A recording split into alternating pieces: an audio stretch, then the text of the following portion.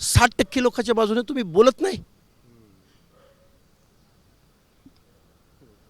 त्यामुळं मी प्रचंड फ्रस्ट्रेट आहे, पण मी बोलायचं थांबणार नाही.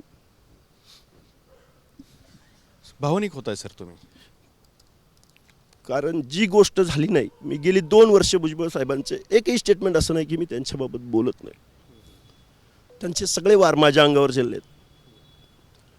हे एवढी गोष्ट बोलत असताना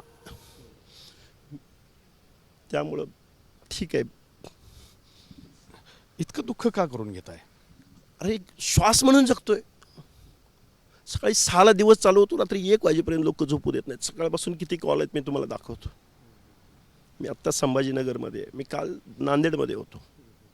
कोणीही बोलायला तयार नाही, ना साहित्यिक विचारवंत, ना एखादा लोकप्रतिनिधी.